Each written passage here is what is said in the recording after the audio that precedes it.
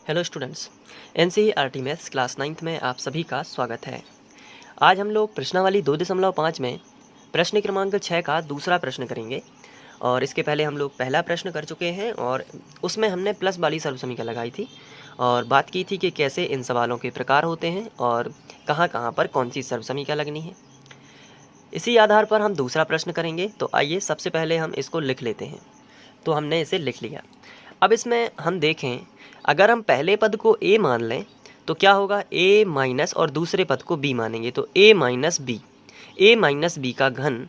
तो माइनस वाली सर्वसमीकरण की बात करें तो हमने सर्वसमीकरण देखी थी।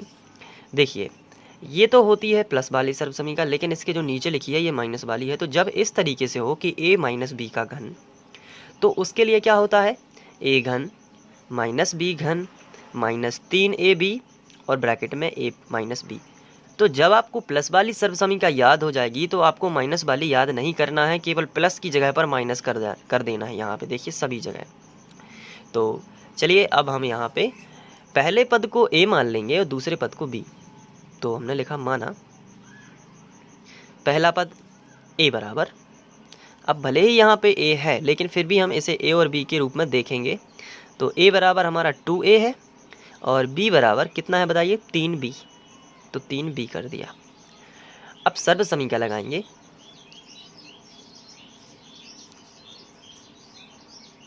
तो सर्वसमीकरण क्या होती है हमारी बताइए, a माइनस बी वाली। तो a माइनस बी का घन बराबर होगी a घन माइनस बी घन, फिर क्या होता बताइए, माइनस 3ab और a माइनस बी। देखिए सभी जगह माइनस आ जाएगा ये।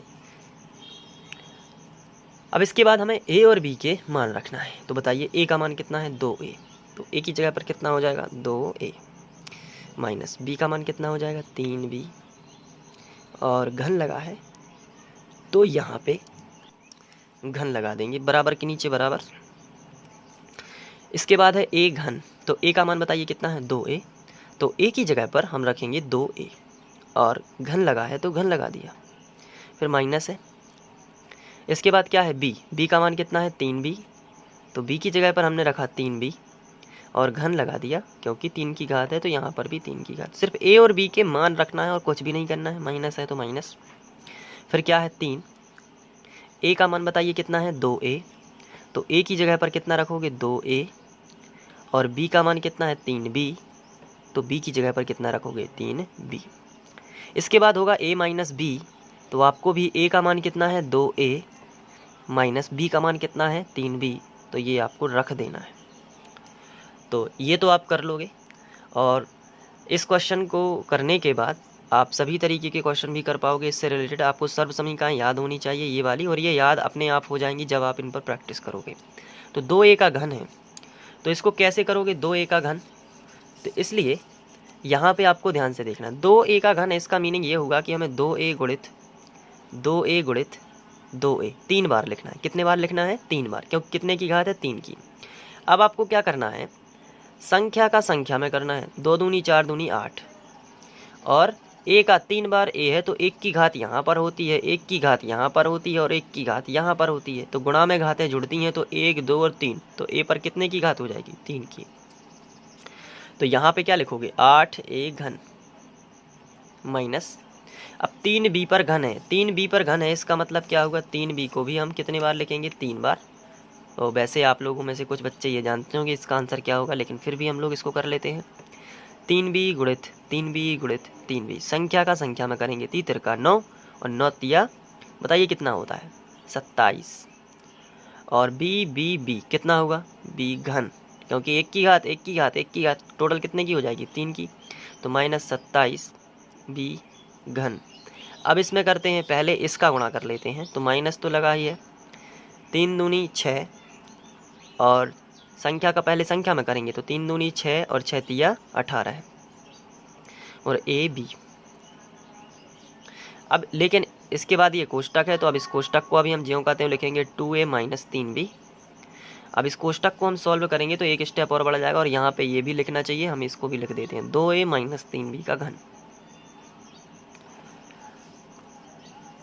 इसके बाद आगे बढ़ते हैं। तो 2a माइनस 3b का घन बराबर, अब इसका इसमें गुणा करना है, बाकी सब ज्यों कहते हो। तो 8a घन माइनस 27b घन माइनस, अब क्या करेंगे, 18ab का गुणा 2a में करेंगे सबसे पहले। तो संख्या का संख्या में करना है। तो 18 दूनी 36, पहले क्या करना है, संख्या का संख्या में। 18 दूनी 36 हो जाएगा। पर a का a में करोगे तो a वर्ग हो जाएगा और b ज्यों का त्यों, क्योंकि यहाँ पे 2a है तो केवल a है, तो a का a से गुणा तो हो जाएगा, लेकिन b के लिए यहाँ पे b नहीं है, तो b फिर साथ में रहेगा। अब यहाँ पे माइनस है, लेकिन यहाँ पे भी माइनस है, तो माइनस माइनस का क्या हो जाएगा, प्लस। अब 18 तिया 54 कितना होता है, 18 तिया 54। अब ए बी का गुणा b में होगा तो a ज्यों का त्यों रहेगा, लेकिन b और b का b स्क्वायर हो जाएगा। तो इस तरीके से ये आंसर आ जाएगा। आप इसका स्क्रीनशॉट ले सकते हैं और अपनी कॉपी में से नोट कर सकते हैं, ताकि वक्त आने पर ये आपको काम में आए। और इससे क्या होगा कि आपको बिना वीडियो देखे ही आप इसका रिवीजन कर पाएंगे और देख पाएंगे कि कैसे सॉल्व होता है। तो आप नोट कर लीजिए, और यदि आपको ये समझ में आ गया है तो आप मुझे कमेंट करके बता दीजिए, ताकि मुझे लगे कि हाँ ये तरीका ठीक रहेगा। तो देखते हैं कितने बच्चे मुझे कमेंट करके ये बताते हैं कि समझ में आ गया है। और जिन बच्चों ने नहीं देखा है वो पहला वाला वीडियो भी देख लें। उससे क्या होगा कि पहला वीडियो जो रहता है उसमें ज़्यादा डिटेल से मैं बता देता हूँ, क्योंकि वो फर्स्ट क्वेश्चन हमारा होता है, तो उसमें हम सभी चीज़ें डिस्कस कर लेते हैं। सवाल के जो प्रकार होते हैं उसको भी डिस्कस कर लेते हैं। और अच्छे से पढ़ाई करते रहिए, आपको निश्चित ही सफलता प्राप्त होने वाली है। मेहनत, लगन और निरंतरता, तीनों चीज़ें आपको रखना है साथ में, क्योंकि आप निरंतर रहोगे तो अच्छे से पढ़ाई करते रहोगे। और एक दिन पढ़ ली, एक दिन नहीं पढ़ाई की, फिर दूसरे दिन, तो इससे क्या होगा, निरंतरता नहीं रहेगी, जिससे उतना फोकस नहीं हो पाएगा पढ़ाई पे। तो डेली अच्छे से पढ़ाई करना है। तो इसी उम्मीद के साथ मिलते हैं अगले वीडियो में। Thank you.